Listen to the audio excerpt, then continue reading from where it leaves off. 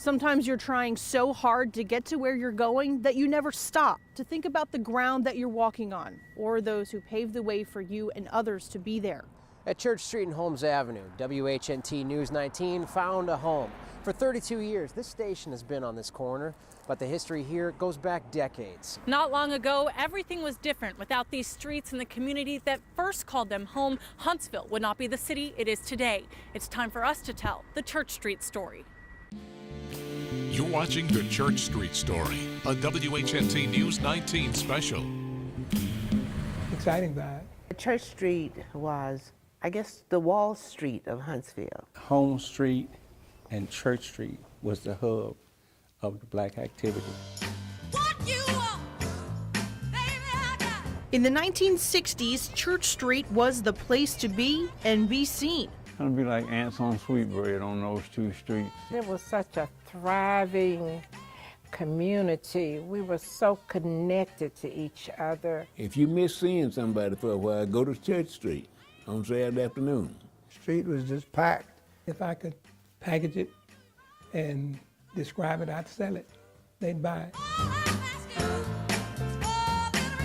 Born out of oppression, there was no other place that those people were allowed to be. And the center of a movement. The black church pastors opened their doors to the community because they needed a place in the community to meet. Oh, freedom.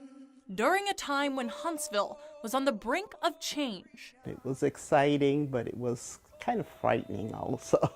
Everything was separate, so-called separate and equal, but not equal, separate. And its churches held strong, a spiritual backbone. The leaders of the church provided leadership for the city. Think about it, the church was the center of our whole life. These people say the violence, the cruelty, the brutality across the rest of Alabama. We probably did not experience the extremes of other cities. Didn't become part of Huntsville's narrative. You're going to have your problems, but I think Huntsville was blessed even at that time. A place where dreams turned into action. Said, yes, we're going to do this. We paid the price, shed the blood, went to jail. Keep on turning. This street became ground zero for Huntsville's desegregation effort. They were almost fearless. A special place until, in one big push, It just disappeared. All of them eventually went out of business. Hear the Church Street story, straight from those who lived it. I was born in Huntsville, Alabama. Those who worked it. My father had a service station. I had to be there early every Saturday morning. Those who miss it. You know, we always question why our community had to be the one to go. And those who want to preserve what's left. We know there are stories out there. Huntsville's Church Street has quite the history, and it's finally time to talk about it. I think some folk have realized and recognized the importance. That story begins now. Church Street looks a little different now from the bustling times of the 1960s. You might not realize what kind of place this was or how important it became to Huntsville's story, shaping the Rocket City we know today. Come on, baby. Let's do that twist. A thriving business center stood here at one time. It was a social hub for black people. Weekend on Church Street, you'd see everybody coming from the country, as we call it, the county. And we'd see people coming in here from Decatur and Athens, Guntersville, and from across the river. For the energetic crowd, all you needed was here. After 12 o'clock Saturday, if you miss seeing somebody for a while, go to Church Street. From the railroad track past Clinton, that's where everybody congregated on Saturday. And then Holmes Street and Jefferson Street. And mama ain't around. Many remember the Royal Funeral Home nearby. Undertakers Ronald and his twin brother Richard Fletcher say theirs was a good location at the time. You set shop there because you would be closer to who you need to serve. And it basically at that time, all your black businesses was close knitted together. They would let one building to the other. He explains black and white owned businesses were intertwined along this corridor. Mostly, it worked. Basically, the color range got a long way. My friends and I often talk about the sweet shop, Sugar Bowl, and going to the movies. This long-lost building, the Princess Theater, is rooted in the minds of every person who spent the weekend on church. If I could get 16 cents, go to the movie. The blacks bought tickets and they were ushered upstairs until the Lyric Theater was built for the white community. After that happened, then the Princess Theater was our theater. I'm not familiar with what was on the marquee the day I walked in front of the Princess, but that's where my love for Westerns came, watching Hopalong Cassidy. Never argue with a lady, Mortigan. You always lose. I would always go in and get me a hot dog and a grape milkshake. First time I ever saw a grape milkshake. Very few photos of that church street exist today. But it's these memories that breathe the old life back into these cold sidewalks, the influence at times unseen. I still do it now. I still speak to everybody I see because that was part of our culture. Easier to picture, 5 churches once lined this area. St. John African Methodist Episcopal, Phillips Christian Methodist Episcopal, Lakeside United Methodist, First Missionary Baptist, and Church Street Cumberland Presbyterian Church in America. We went to everyone's vacation Bible school. With God's word, a sword of mine. For many families, the church was the center of the world. For Hunley Batts, that was First Baptist. I've always been a member. We were kind of like First Baptist brats. Reverend Julius Scruggs, First Baptist's current pastor, says at the time, churches fed more than just a religious spirit. What happened in these buildings fueled the spirit of change. The thrust of what was happening in race relations during that time was certainly a concern of all the churches. So that's why they came together in a concerted effort to speak up for civil rights, human rights, equality. Many pastors and congregation members became activists. People get ready. I've got good news for you. College students joined locals and religious leaders, getting direction here during the civil rights movement. That was the only place that we could meet. Reverend Scruggs recalls one of those church-hosted mass meetings, where they would actually discuss the strategies and the tactics to help break down the walls of segregation in Huntsville. And local religious leaders brought inspirational speakers into town. Dr. Martin Luther King Jr. came to the First Missionary Baptist Church. He also spoke at Oakwood College. And I know that as a result of your labors and as a result of your struggles, you will be able to make Huntsville a better community and a better city in which to live. He motivated us and gave us the energy to do what we did. What I saw was a brilliant person who wasn't afraid. And in the South, a lot of people were afraid. He just was not afraid. A change gonna come. That inspiration gave way to teamwork and action. Part of that protest and the sit-ins and the marches, some of the vital organs of that was the kids from Council High School, kids from Alabama A&M. And through it all, this church and business community grew in their desire to change the city, tied together by bonds strengthened here on Church Street. All the black people in this town at that time were very close, very supportive of each other, and had a mission and a goal in mind. Oh, yes it will. Shaping hearts, minds, and a movement. Since then, many churches and favored businesses have vanished from this spot. What happened and how did that affect that sense of community? When the Church Street story returns. The story of Huntsville is one of dramatic and aggressive growth. In 1950, fewer than 20,000 people called Huntsville home. Today, that's almost 200,000 people living, working, and raising families. But that growth came at a price. It meant buying up and building on the very foundation where the black community prayed for years. And on the 20th, we're singing His Name So Sweet. It's Wednesday night choir practice. Just to refresh us, is there anyone who doesn't have that? Oh Lord, I just come from the fountain. I was just from the fountain. Lord, just come from the fountain. His name so sweet. These singers may be fresh from the fountain, but they're well anchored at Lakeside Methodist. It moved here in '68. 50 years since the Huntsville congregation moved from Jefferson to Meridian Street. That's the elementary portion. Laura Clift was already married 10 years when it happened. A Council High School grad, she has a lifetime of memories in Huntsville. You notice the telephone numbers, letters, JE4. The city was growing in the 60s, and as Huntsville and military leaders planned for that growth, it meant uprooting the very district where the black community shopped, prayed, and shared fellowship, Church Street. They didn't say we had to move at that time, but they did seize part of our property, and the street was coming almost to the door. The government or whoever come along and say, okay, we're going to change this area here. This business cannot stay in this area. More beautification, more jobs.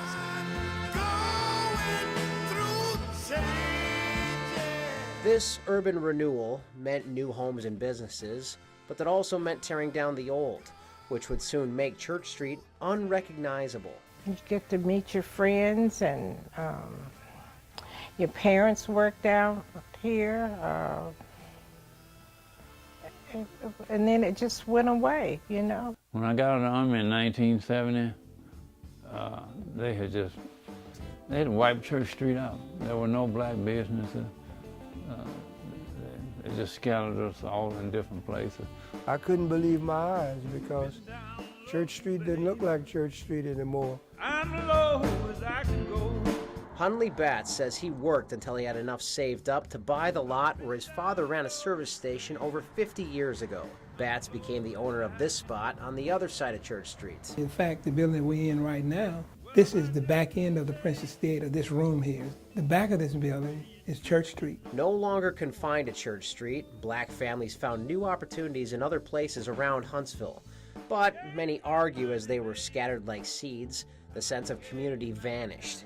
The same community, which in the era of Jim Crow, sat in at local lunch counters. We would simply just sit and watch the owners of the establishments and listen to the harsh words and read our Bible and get up and leave quietly, silently. They integrated schools, picketed businesses which turned them away, and eventually accomplished a nonviolent solution to a society that held them back. But it took the energy on our part to constantly be in their face and confrontation and just saying, yes, we're going to do this. And eventually those walls to eat at lunch counters came down. Is this the way the Missile Command headquarters? Keep on pushing. Those who lived through it say thousands of black men and women found opportunity at Redstone Arsenal. From the space race to building rockets, NASA and the Arsenal needed workers, regardless of the color of their skin. They played the biggest role. I think that's why things went so smoothly here. The sun still shines on those who called Church Street home back then. You'll still find a few churches on Church Street today. Leaders at Cumberland Presbyterian finished construction on their brand new house of worship in 2018. And St. John's African Methodist Episcopal maintain a steady presence here. Others, like Phillips CME, had to get creative. They brought in a new pastor and a team of young Masons to build the new church brick by brick. So it was a sense of renewal. We marched from Church Street to Davis Circle. It was July 22nd in '73. I remember that very vividly. Others, like First Missionary Baptist, traded old brick for a bigger lot on Blue Springs Road. And there was not enough space to build the kind of building that we wanted on Church Street at that time. For twins like Richard and Ronald Fletcher, rolling with the punches is part of the job description. They've kept the faith and provided funeral services for families for over 60 years. Nothing would stay the same. You wouldn't even appreciate life if changes didn't come. You can't stay in the same rut and keep doing it. Change has got to come, and make you better if you accept the change. For this generation, the challenge now isn't as much about equality as it is teaching young people how it came about. Markers around Huntsville tell some of the story, but historians tell us much of it's missing. So what's being done to preserve more of that history? When the Church Street story continues. Here we are in 2019. Only shadows remain of the businesses that once lined this street and echoes of the hustle and bustle that made it the epicenter of a community. How do we keep telling the Church Street story? 2 original congregations remain on Church Street: St. John African Methodist Episcopal and Cumberland Presbyterian. Staying here down on Church Street was because it's a historical church. For some of us who are older, it just has more meaning for us. The spiritual bonds that held the community together still playing an important role, even if they are miles apart. And the land is dark. The churches that moved, like First Missionary Baptist, bringing pieces of the past with them. There were stained glass windows in that old building, so we had the opportunity to buy some of those windows. The physical reminders cannot always last. That's what happens in our history, is that when a building is torn down, that historical things happen or things happen there, it's no longer remembered. Not wanting to place blame, but when you consider in other communities iconic structures, like say our Princess Theater, I wish more could have been done to preserve that. So the pride and the stories must. Huntsville historian and archivist William Hampton says there was a moment in time when that may have stalled. Seems like during the late 70s into the 80s, we became embarrassed of our histories, enslavement, those who were domestics, those who were sharecroppers. It seems that some of us had arrived and were embarrassed by some of that history, and we didn't share it with younger generations. Whatever the reason, pieces, pages, pictures are missing. Many of the things that we had collected in the past were not preserved, and so we've just lost a lot of it. For some of us, it's a struggle to try to pull it together. Somewhere between all of that, somebody needs to record it, and I realized that there was not a full written record. There still isn't a full written record. Today, historic markers dot Huntsville's landscape, acknowledging parts of that story, like the birthplace of Dr. Joseph Lowry, a leader in the civil rights movement. I was very pleased to see the number of markers and the quality of the markers and the content on them. But could there be more? Hampton is hoping his recent involvement with the marker committee can help. Hopefully soon I can give some input, because I was told about 2 years ago that Huntsville has no more African American places of note that deserves a marker, and I beg to differ. Royal Funeral Home and We Up Radio, 2 businesses need historic markers, for starters. And time is running out on the greatest resource of all. When my friends and I are sitting around talking and we try to remember what was all down on Church Street, it brings back fond memories. Talk to the old folks who were sharp in their right minds, and they have stories to tell. Many want to tell those stories, understanding that times and technology have changed. One way we do that is try to meet them where they are, use the social media and things that they are constantly looking at. Leaders in the community say there's been a disconnect in the local preservation efforts. There are many organizations in Huntsville and Madison County who are doing things on African American heritage and African American history, but they don't talk to each other. There's a disconnect right now, but willing bodies are coming together, and we're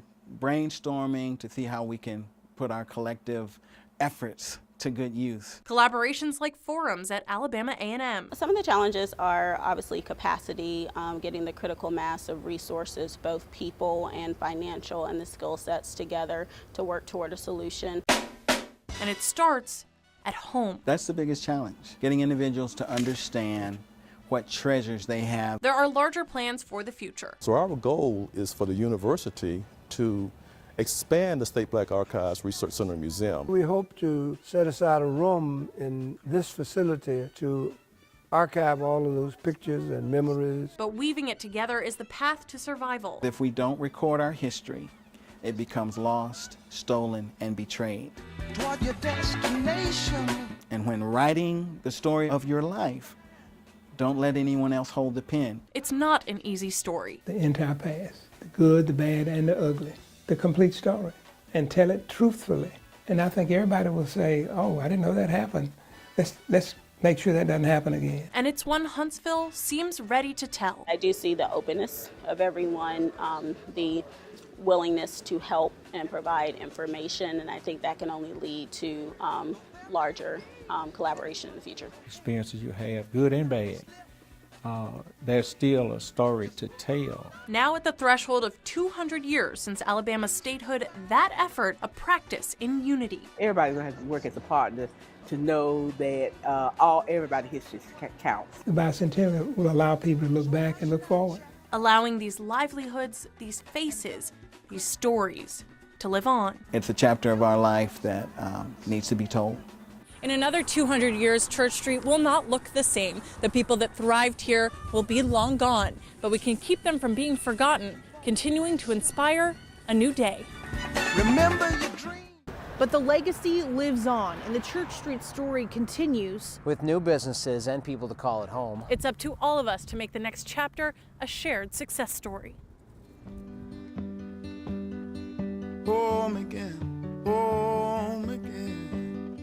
It's not no individual history. It's all our history. I can have no history without you. And leaders say every one of us is connected through that. It's time to remember those connections and learn from them. I feel strong again. So we can move in the future in a more positive and impactful way. Some Huntsvillians recognize ways to deepen our bond. There is a better relationship between African American and white congregations today, I think. Our church and First Baptist Church on Governors has had a 34-year historical relationship. Moving on. After the journey of courage, strength, and triumph that began right here, they find hope in where we are today. It makes me feel better to know people are more concerned about Black history now. Maybe a little more thought is being given to the inclusion of the entire Huntsville population. But they want us all to remember the story of this place, the foundation built here. And in our next struggle, draw upon the bravery they know it takes to make a change. It's important to know how many shoulders you're standing on. People had to die or get hurt or get abused for you to be where you are. And we still are not where we should be. But look where we have come.